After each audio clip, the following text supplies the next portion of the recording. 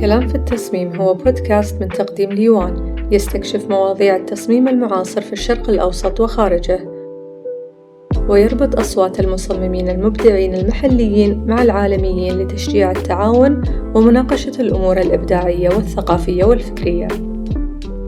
Talks on Design podcast by Liwan explores contemporary design themes across the Middle East and beyond. Featuring pioneering Qatari creatives, the podcast connects local and global design voices and encourages collaboration and commentary on creative, cultural, and intellectual matters.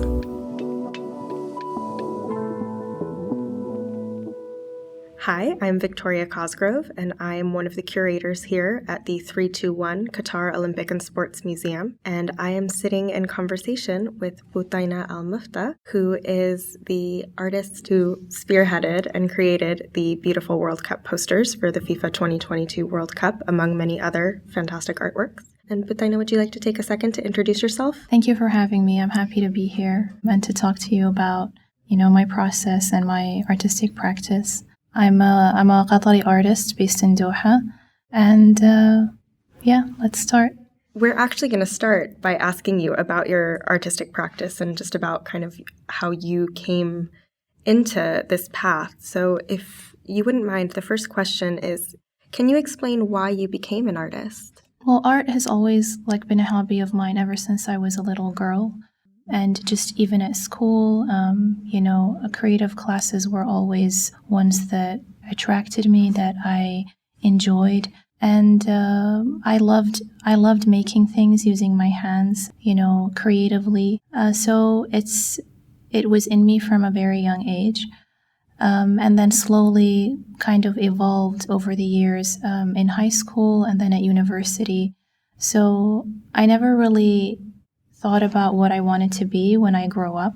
It just happened organically, and I feel like that's what's nice about it too, because things happen in an unexpected way, and then you realize it's what you've always wanted. So yeah, that's how I became an artist. But it's I don't know if it answers why I became an artist, but yeah, that's my answer. That's a really beautiful answer. That was so cool to hear the different kind of ways that you'd always been drawn to art and the way that it kind of called to you just from the very beginning, and how, you've always been interested in making things with your hands. It's the sense that I kind of got listening to you is that it's always been something that's inside you, and that it just kind of was always just part of who you were. So the next question, jumping off of that, is were there any artistic movements or art trends that have influenced your work? Yeah, definitely. I think just over the years with, learning about art and, being exposed to that, there were few artistic movements that happened in the 60s in the West that really influenced just my style, abstract expressionism and conceptual art, and how it was more about how it made, the viewer feel than presenting a very literal idea. So that thought process was really something that, I started researching and getting into from a very young age, and always wanting to express an idea that spoke to me and can evoke dialogue and a conversation between people when, they're in a space or they're seeing the artwork, and, create that kind of connection. And how did you find your artistic voice? So taking all of these movements that inspired you and making them your own, how did that happen for you? When I think back, I see that, everything that I've learned over the years, because it was quite broad, I was able to pick out skills and techniques that I really enjoyed, and have been able to kind of put that together to create kind of an aesthetic of mine.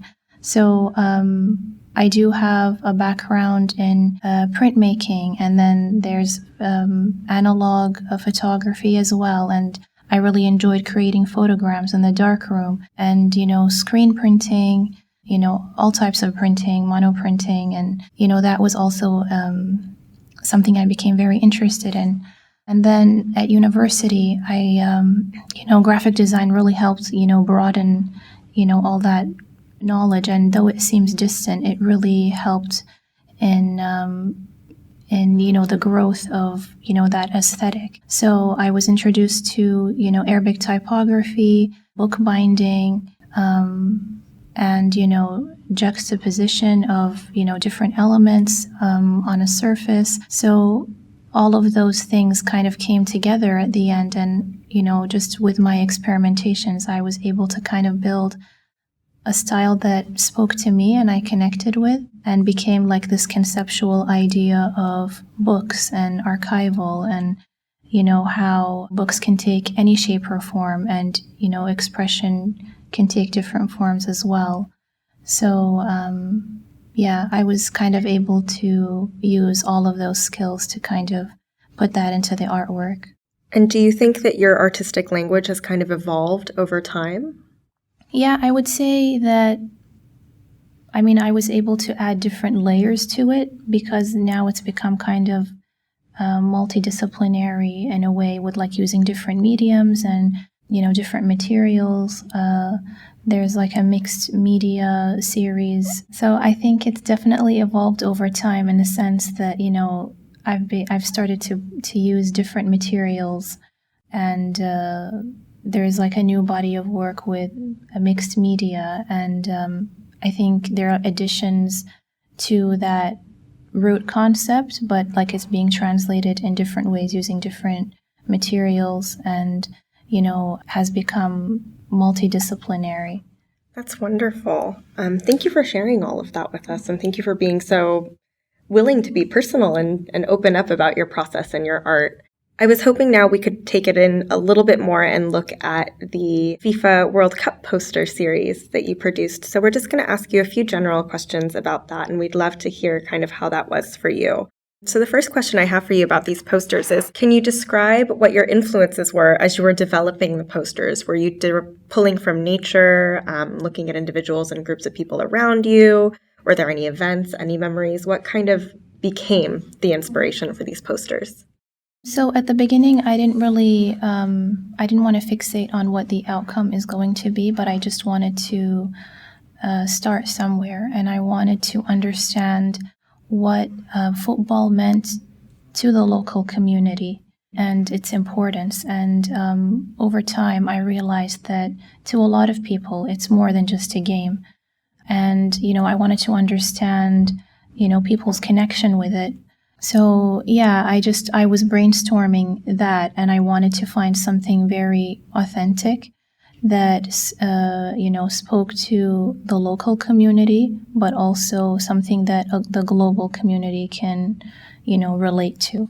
And I wanted also to bring something new to the global community. I wanted, something from our culture, something that's rooted in our traditions to be shown, and at the same time be welcoming, and something that also has a little bit of ambiguity, so you're not saying too much, it's not too literal, but it's embedded in all the different layers within the series. So the inspiration for the series, were many different things. It was my surrounding, it was the people, from different generations, football in the past and how it evolved over time, and how much it's grown, and also the relationship between football and music and chants within the stadium, and how that creates kind of like a feeling of belonging and belonging to the community. And also I was at the time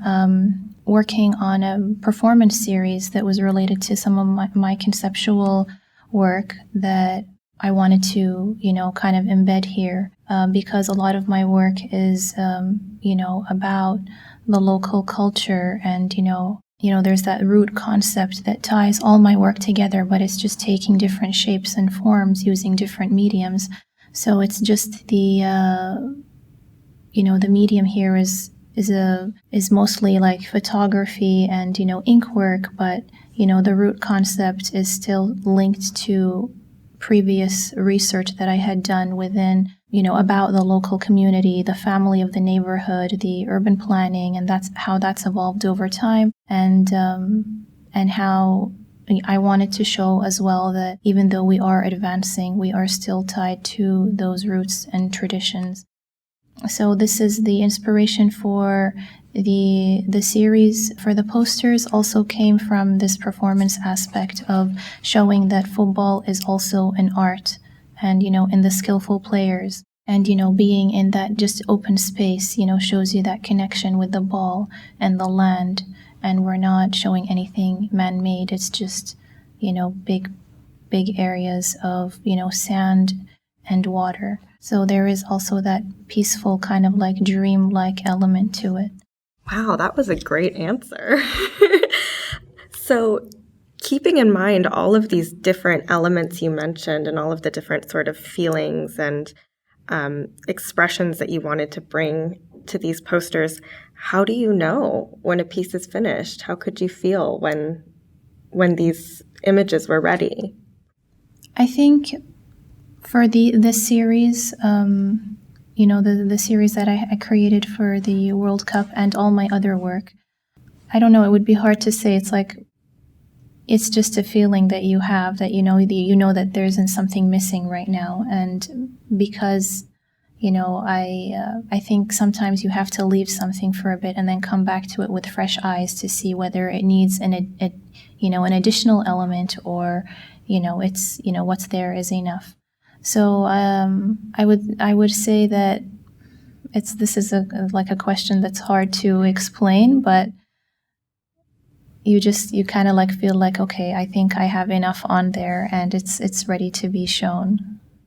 So it's an intuitive thing. You just kind of have to know. Yeah, I think I need to That's totally cool. think about this question a bit more. No, that's great. I think that's actually really a great answer. It's honest and interesting, and I think very relatable. I think a lot of people kind of get that same when you're working on a project of any type. You're like, okay, but when do I let it go into the world? When are you comfortable to release things? Mm-hmm. You had mentioned your other artwork previously, your conceptual artwork and some performance pieces you were doing, and you alluded to other artwork when we were asking you how you feel when a piece is finished. How do you believe that this series relates to your other work? I mentioned this earlier. It's rooted in the same concept, but taking different shapes and forms. And I always say, in my work, I'm archiving, but kind of in a conceptual, artistic manner that I can relate to and I can connect with. And, it's a storytelling in this conceptual manner. And with the series, the poster series here, it was the same, but that foundation root concept is what links all the artwork together. But because I'm using different mediums, it's taking different shapes and forms, but it's still under this concept of archiving memories and reflecting on the past and bring that into the present, and that's something that can be kept for the future. So there's this literal reflection and there's this conceptual reflection in all of my work, in the poster series and in the other conceptual artwork that I do in my practice. So there's this element of reflecting on the past and how we can keep that for the future, and archiving that in a conceptual manner. Before we move on, we've got 2 questions coming up that we had discussed ahead of time. So I just want to touch base with you again before we launch into these. What do you want people to see when they look at these posters, when they look at the World Cup posters? I think I would want the global community to see something authentic that we've brought here from the local community. I also want it to be something that will hopefully be memorable to a large audience, for them to know that, we are a culture that is advancing and, our country is evolving, but, this is our identity, and we've kept it here in to be shown in the series for this tournament that's, on this scale and this magnitude, for people to understand who we are and, what football culture means to the people here. And you mentioned the global community in your answer. Have you had different responses to the work from different audiences?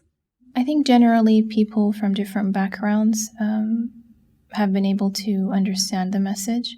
And how do you feel about having had the opportunity to do this commission, and what does this body of work mean to you as an artist? I mean, I'm very honored and privileged. It feels so surreal until now. I mean, I've said it before, but I can't really say it enough. It's been such an honor to have my work marked in history alongside other artists whom I've admired since I was a student, and to be able to put my own aesthetic into a piece that will make history is truly amazing. And I'm very grateful that this project has allowed me to connect with people from all over the world.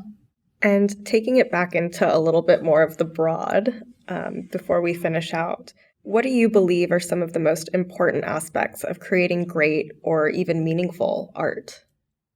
I've thought about this question, and I thought it would be difficult to kind of have just one answer for this, because art is subjective and, people take it in different ways.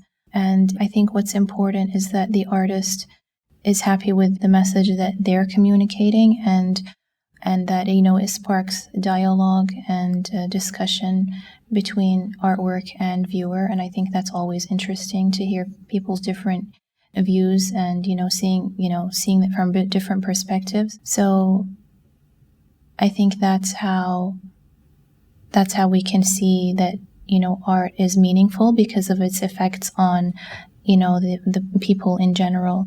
Yeah, and how it can, how people react around it and in spaces, and, how they react with, public art pieces as well. Beautifully said. Thank you so much for taking the time to come chat with us today and answer our questions. It was wonderful to meet you. We loved the series, and I know I've seen some of your other work in other exhibitions and have just been totally blown away. I think it's really beautiful. So it's been so exciting and such an honor to be able to sit with you today. Thank you for taking the time. Thank you. Thank you for having me. It was a pleasure.